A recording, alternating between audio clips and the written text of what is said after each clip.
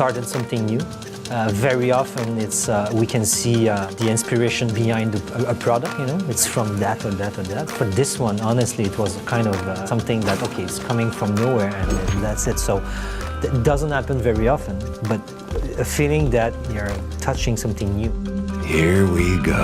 First time I played the original Thief was a little after its launch. And I remember being like, wait, what? What am I supposed to do here? I'm not supposed to, you know, follow the standard rules. It took a time to get used to it, so it was like a thing you kind of learn to love.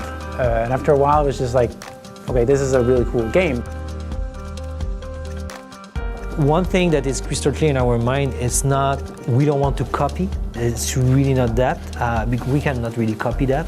So it's going to be our own flavor, respecting the past, but now we have to adapt it with the today's expectation. You know, the gamer, how do we play game today compared to 10 years ago? It's different. We are more demanding. So we have to make sure that we are going to be a game linked to the future, not to the past.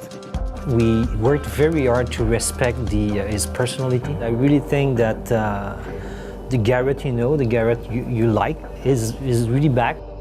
Since it's eidos Montreal who worked on Deus Ex, and we proved that, the studio proved that yes, we can reinvent a Deus Ex game, the franchise.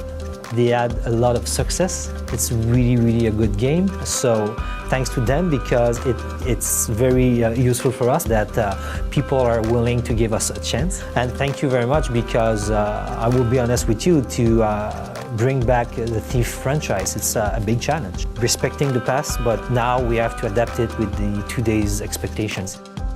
What we really want to give the players is there's two kinds of options that you have. One is the way you want to play the game. So even if you want to play pretty aggressively, you still have to play hit and run from the shadows. You know, you don't run into the light and you're like, no, I'm gonna, you know, do the Rambo thing. It's not really gonna work. But at the same time, if you just want to pass through the entire level without knocking anybody out, you've never seen kind of thing, but you stole all their stuff in their pockets, that's something that's also an option to the player. Some of the things that have been a challenge to kind of bring into the fidelity of a high graphics and so on is the light and shadow. So we have a very complicated or complex system to detect whether or not you're in the shadows or in the light, or in the gray zone, and how the NPCs react to you depending on what state you're in and so on. But we want to make it very clear for the players, so if you're in the deepest, darkest corner, you're pretty safe unless, you know, the guard just walks in front of you, you know, collides into you, you'll see you.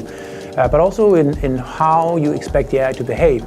So if you run into the light, haha, I'm here, and then run into the shadow, they know that you exist. They know you're in a place you shouldn't be, and they will start sweeping the area in the shadows and will try to find you. And so this is one of the big challenges, to make the AI and the shadow gameplay work together to create this illusion of this is actually a real place. This is not just a gimmick of a game mechanic. I'm actually hiding from these guys.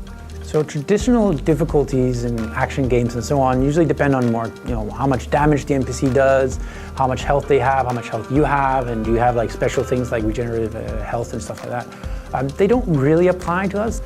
So a lot of things we're looking at is how do we make it so players who don't have a lot of time, they can still play the game and have fun with it, but how do we make it really tempting for the super stealth players? So we were looking at the forums and so what people want. So we have some hardcore players in the studio, in the development team, coming up with, oh, it'd be cool if we could disable this feature, you know, we don't want navigation markers and so on. Cool.